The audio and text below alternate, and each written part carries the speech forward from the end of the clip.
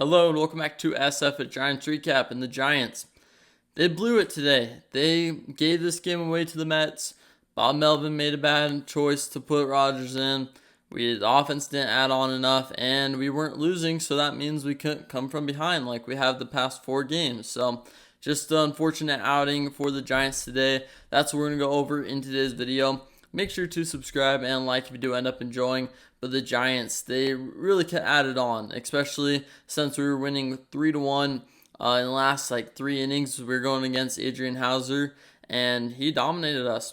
I got to give it to him. He did really well against us, and it looked like we just weren't up there with competitive at-bats. There's no urgency like there has been the past 4 games.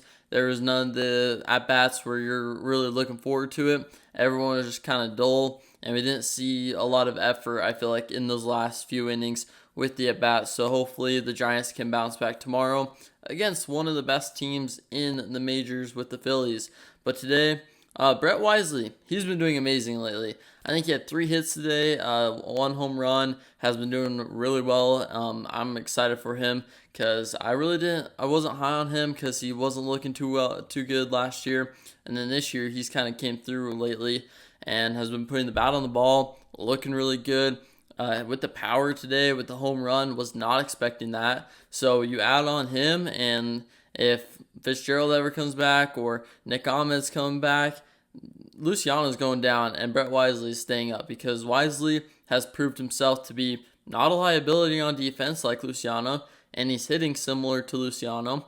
Why not keep Wisely up, and Luciano can be sent back down to get some work in on the defense because his defense has been so bad and has almost caused us to lose multiple games. Thankfully, he only caused 1 game for us to lose. But right now, though, Wisely is looking really good. Matt Chapman about had a home run, and then it got robbed. So just some unfortunate things today that could have added up to us. But the main thing I want to go over is Rodgers.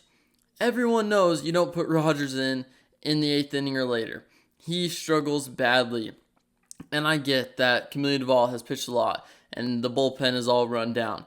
But you know Rodgers is not a guy to go and close a game. You can put him in the 8th. That usually works out. But putting him in the 9th, all it takes is 1 or 2 hits to get away from us, and you know the game's over. And that's exactly what happened.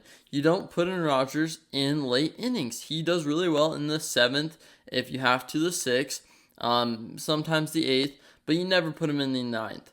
It should have been Rodgers in the 8th, Ryan Walker in the 9th, and I think if you did that, it's a totally different outcome, and I'm happy right now. We just swept the Mets, and everything's good. But since we put in Rodgers in the 9th and Walker in the 8th, this is the outcome. You give up 3 runs to lose this game in a very winnable situation.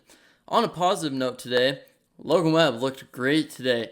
8 strikeouts, only 1 walk, did really well in the 7 innings pitched. That's the type of thing you want to see from your ace. And Logan Webb has pitched like one, especially today, doing really well. His location was working. He had to work a little bit harder than usual. It was a hot day. You could kind of tell he's getting worn down, but he kept pushing through it. He kept pitching really good, and even after kind of a weird little play in the beginning of the game, he came back and played through his little injury and looked just fine. So great to see for Logan Webb. I just feel bad because I feel like we lose a lot with him pitching. He gives us enough. I feel like there's not enough urgency when he's pitching. Everyone kind of just relaxes like, yeah, Webb's on the mound, he's going to limit the runs, but we have to also get runs. I don't get the whole philosophy behind this, and the Giants, they really should have taken advantage of this series, getting the sweep, having that momentum, heading back to home to play the Phillies. Instead of right now, we're down, we are back to 500, and everything's kind of looking gloomy right now. So hopefully we bounce back. Hopefully this is overlooked, and we can go back to normal and start playing some really good competition with the Phillies and get some wins back. So that will do it for today's recap. Thanks so much for watching, and I'll see you next time for a new SF at Giants Recap video.